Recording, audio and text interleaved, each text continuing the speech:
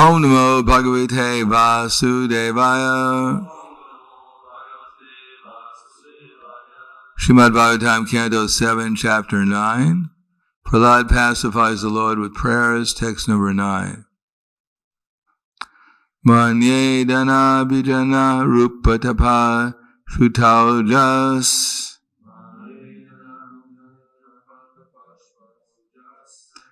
Teja prabhava bala purusha buddhi yogaha. Narada danaya hibhavanti parasya pumsa. Bhaktya tudosha bhagavan gajja yatapaya. Manye tana bidana rupatapa shrutaujas. Tejak prabhava bala purusha buddhi yogaha. Niradanaya hibhavanti parasya pumso. Bhaktya tutosha bhagavan gajayata paya.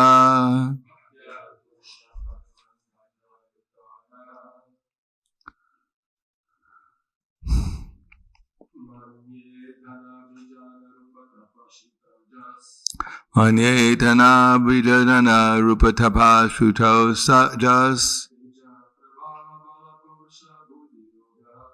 Teja prabhava bala purusha buddhi yogaha. Naradanaya hibhavanti parasya pumso. Bhaktya tutosha bhagavan gajayata paya.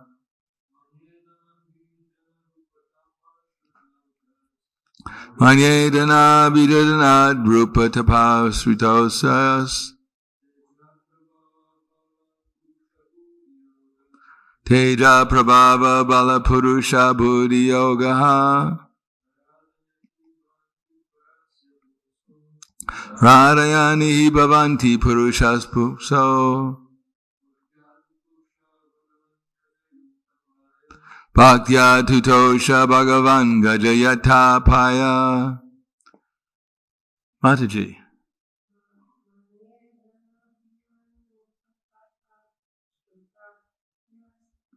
Anyedana vidanana rupatapa sutojas.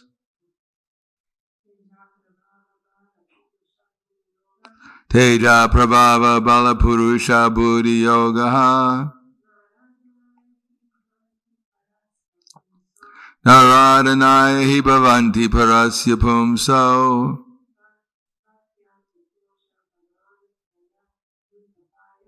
Bhaktya tutosha bhagavan gajayata paya.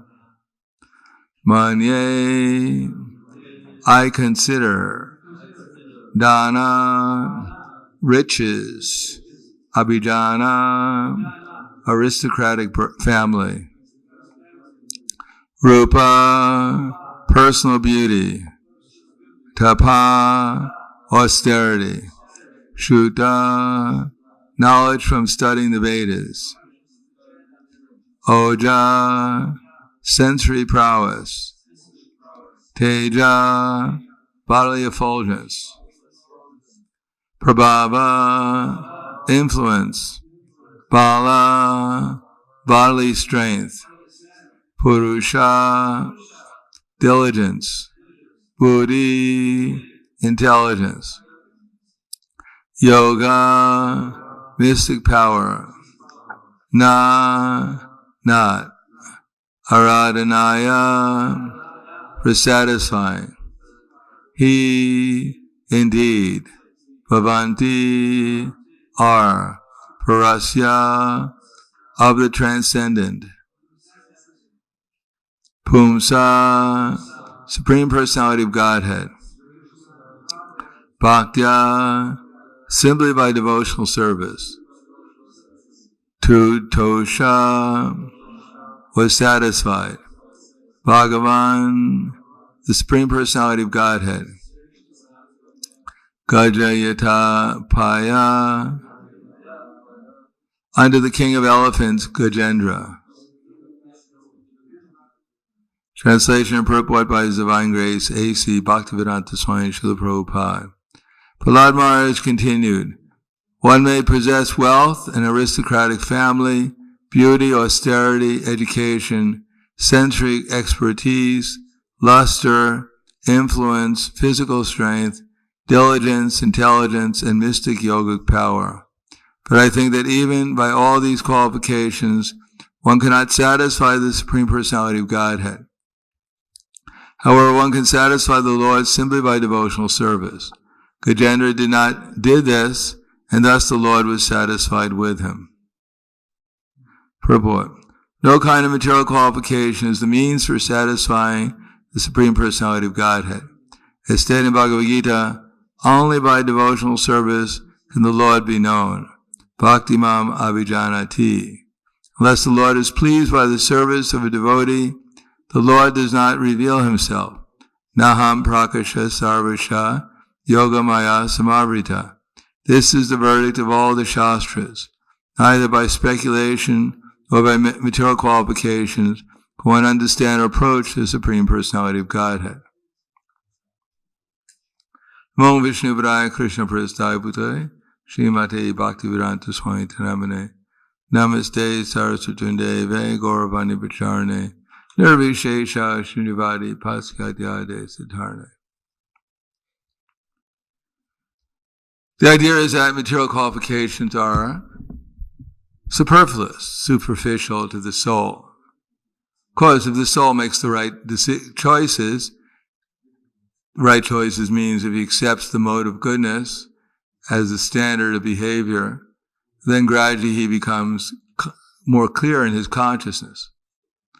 And if he accepts some other consciousnness as the proper behavior, then his consciousness becomes more cloudy.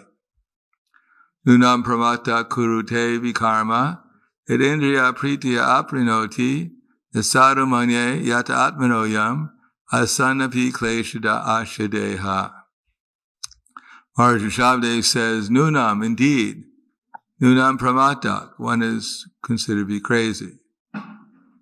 Nunam pramata kurute vikarma, and engage in all kinds of sinful activities. Nunam pramata kurute vikarma indriya prita apranoti. If one is trying to gratify the senses. Now, in the higher planetary systems, they're also gratifying their senses, demigod senses. But they're also Krishna conscious. And they've been given that position because of pious activities. But still, their activities are not considered to be auspicious. There's no auspiciousness in enjoying the material world. They may not be penalized for their enjoyment, but it's only temporary.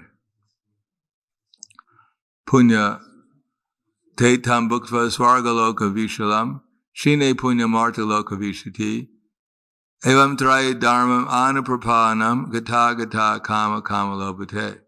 Those who, following the Trigunya Vishya Veda, nice Trigunya Bhavarjana, that there are Vedas, and if one follows the path of the Vedas, then one is being, to some degree, submissive to Krishna. But that submissiveness will give one a better material position. But after that karma is used up, the good karma is used up, one has to come back again. Punya Loka Vishati, back to the material world again. And there's no saying exactly where we're going to come back. Therefore, even in the heavenly planets, although they're intoxicated with material happiness, still in the background they know that they're only there temporarily. Like you go on a vacation for 2 weeks, but you have to go back to some horrible job. So you can't really enjoy so much because you're counting the days, the minutes, till you're back in that horrible job again. So you never really left the horrible job because it's still in your mind. On the other hand, is recommended here, Bhakti Mam Abhijananti Yavanyas Shasmi Tattvaha. There is another activity which is not part of this vikarma. It's not part of the material energy. It's called devotional service. Of course, devotional service is not so easy. Apparently, it's easy. Patram pushpam valam doyam yome bhakta priyachati taraham bhakti uparitam ashnami priyatamaha. If one offers me with a leaf, a flower, some fruit or water, I will accept it. But it's not just offering Krishna a leaf, a fruit, some fruit, a flower, and then trying to figure out what one's going to get in return for it. Krishna, I offered you 10 flowers, and by the way, my birthday is coming up. Just in case you don't know what to give me, I can send you a little note. No, it's not a question of just physically offering something that already belongs to Krishna. That's the difference between fruit of activity, offering a fruit and trying to get some activity out of it, and devotional service. In other words, it should be done to please Krishna. Without that element of understanding who Krishna is, where is there any question of pleasing him, trying to please him? If we don't know Krishna, how can we try to please him? So it's a question of giving up some of our bad habits that prevent us from knowing Krishna, just as claiming ourselves subtly in the background to believe that we're actually on an equal level with Krishna. If these things belong to me, things should go according to my will. If I want something to be done, it should be done. And if God doesn't help me, then he's useless. Maybe I'll try it a different way. So many different types of material consciousness: profit, adoration, distinction, jiva hingsa, kutinati, siddhachar, some of the anarthas that the soul may have. Jiva hingsa, harming grossly or subtly other living entities. Siddhachara, improper behavior. Kutinati, enviousness. So that, and pratishta, wanting to have prestige, and wanting material gain, and having material distinctions. Puja, pratishta, and what's the other one? What's that? No. Puja, pratishta, and something, material gain, wanting some. So these are all anarthas, and if one accepts these anarthas, well, first of all, one may be completely unaware that one has anarthas. One may think that I'm perfect, powerful, and happy. I'm aristocratic. And everyone who comes in contact with me also, to the degree they surrender to me, they become aristocratic too. We may have so many misconceptions, and therefore it's very hard to surrender to Krishna. Nirmana moha jita sangha dosha adhyatma nitya vinivritta kama vanvar vimukha sukhadukkha samgara gachanya padam avyam yat. So there's nirmana, nothing is mine. I'm not my mind either, my material mind. Nirmana moha. So one can become free from this false prestige, this nirmana moha, this illusion that binds us, that I am this body, that I am the doer of my activities. I am so many different things, but they're all false. And therefore, at least intellectually, one should understand them, and therefore not become caught up in the anxieties of material existence, looking around and wondering, why aren't things going the way I planned them to? What's wrong with this creation? To give up this spirit that things have to go according to my desire, my plan, and if not, I'm going to work hard so that my desire and plan is fulfilled. Prabhupada gives the example that during probably both world wars, the ladies in France, they went to the church and they prayed, "My dear Lord, please bring back my father, bring back my husband, bring back my son." And the German ladies, they also went to church and they prayed, "My dear Lord, please bring back my son, please bring back my father, please bring back my husband." But they're going to war, they're killing each other, they're not coming back. So then they blamed, they became atheists. "Oh, God doesn't fulfill my plan. I prayed so hard, I was so sincere. What is his value? Better worship the devil. He seems to be in charge."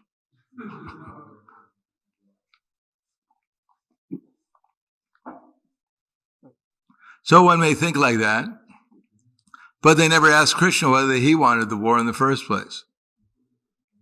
Why should Krishna be blamed for something that people, due to their lust, anger, and greed, are causing? So one has to give up the attitude that Krishna is my order supplier and that he has to provide me with what I want. Now one may perform pious activities and get what one wants by the laws of material nature. As Krishna told his father in the Govardhan Puj, karma mimamsa philosophy. You work and the demigods will automatically give you what you deserve.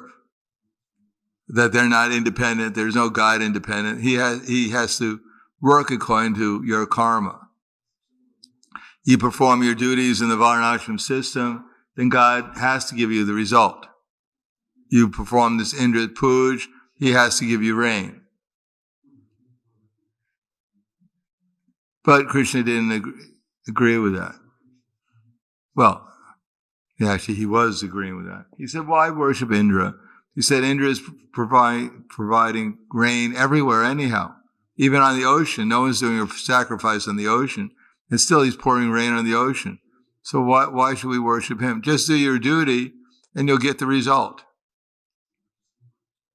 So Prabhupada chuckled and said, Krishna has become an atheist. He's preaching atheistic philosophy.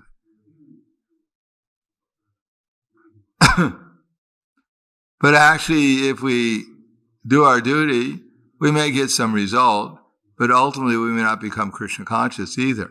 That depends upon our mood, the mood of service and devotion.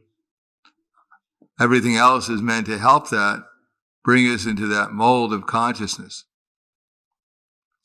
But without that mood of service, without the mood of bhakti, then everything else is called shravana eva hi kevalam, a waste of time. And if one has the mood of bhakti, then it doesn't really matter. There's some verse, I forget, it's that if you perform tapasya but you don't become Krishna conscious, then your tapasya is a waste of time. And if you become Krishna conscious, then what's the need of all this tapasya?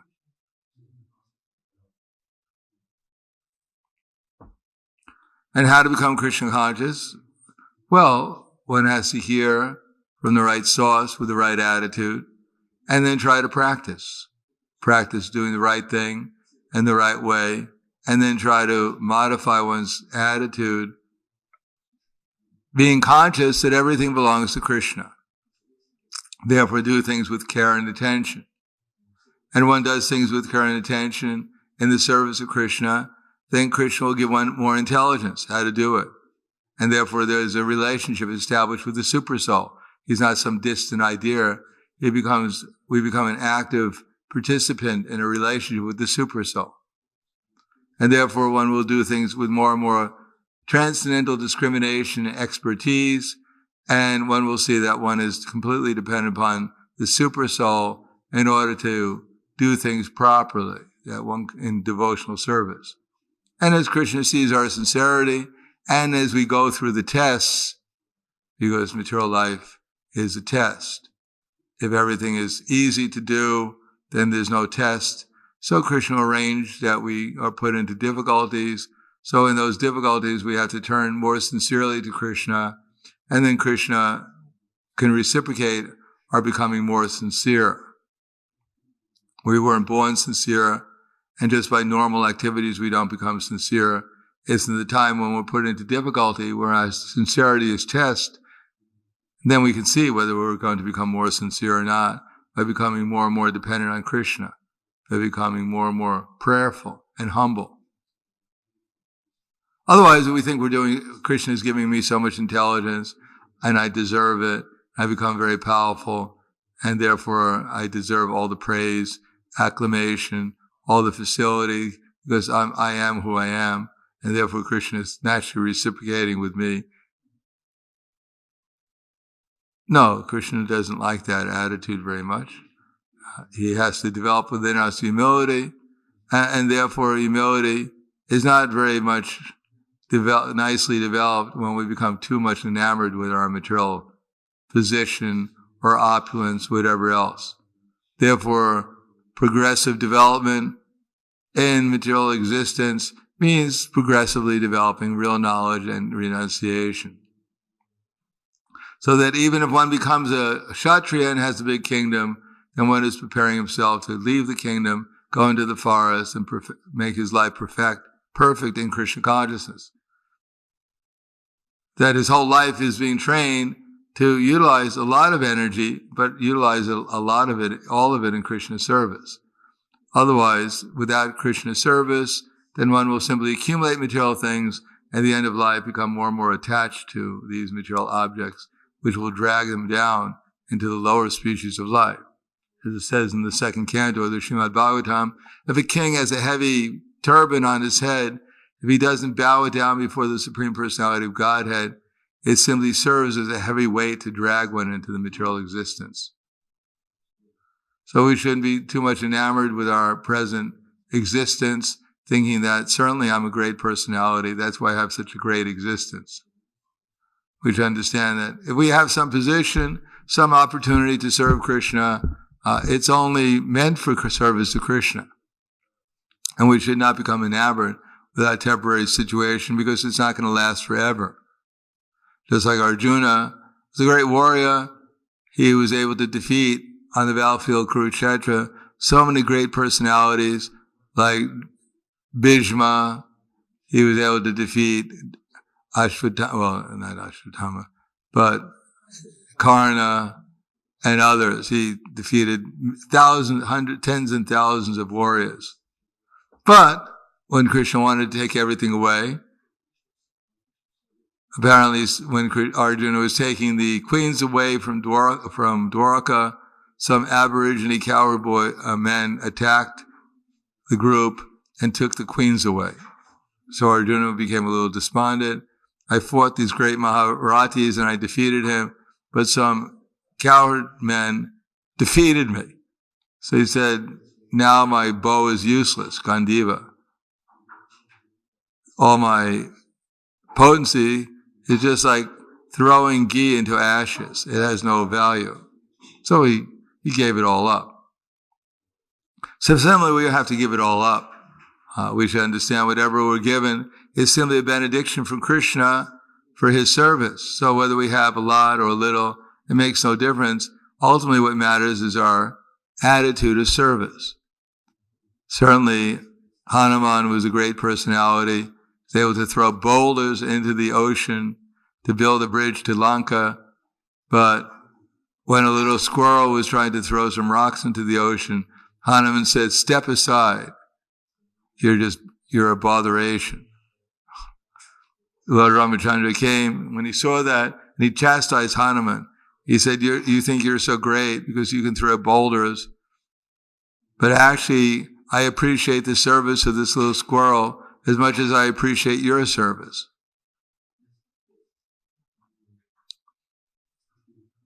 Therefore, we should understand that the real thing is bhakti. That one should not become proud and puffed up, taking credit for the things that Krishna himself is doing through his energies. And imagine that we're the doer, we're accomplishing so many different things, we deserve so much credit, because at the end, the only thing that's going to have any value is how much Krishna appreciates what we're doing, and he's not going to appreciate if we try to take the credit for what he's doing. He'll only appreciate it when we feel meek and humble, and we offer whatever we're doing in the service of Guru and Krishna and our acharyas for their pleasure, and become satisfied simply by trying to become their instrument to the best we can, and not becoming proud or even despondent over the results of our activities, but simply do whatever we're doing in order to try to please Krishna with that attitude. So I'll stop there. Thank you. Any questions?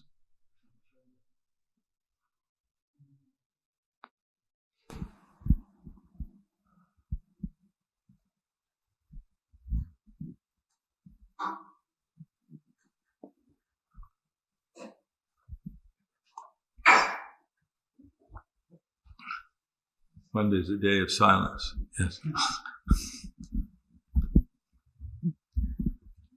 So when we have our service, should we strive more towards quantitatively expanding it, or like more quality, to boil it down? Boil it down? I mean, to thicken it, to really be sort of immersed in it. Well, what do you think? I think both. Both. Well, that would be nice, but which one are you going to choose first? You're going to have unlimited quantity and perfect quality all at once? No, but this is the goal, or isn't it? Well, the goal is to become Krishna conscious. But first quality before quantity. Otherwise, it probably gives the example of milk. Milk is very nice, but if you add water to it, as they do in India sometimes to get more money, but if you keep on adding water, after a while you don't have milk, you have water. You have white water. You dilute it. So we keep on diluting our quality in order to get more quantity, and after a while we have nothing but white water. Well, we may try to cheat people and claim it's milk, but it's not milk anymore. It's more it's actually water.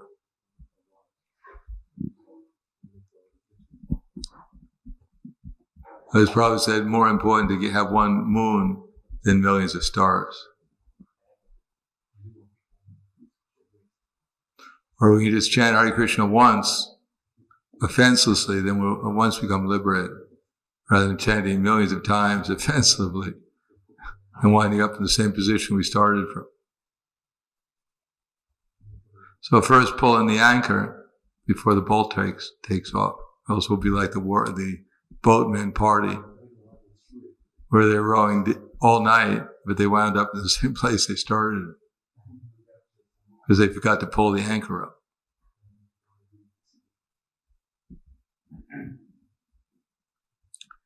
Anything else? All right, thank you very much. Granta Srimad Bhagavatam ki jai, Srila Prabhupada ki jai, Gaur Premanande.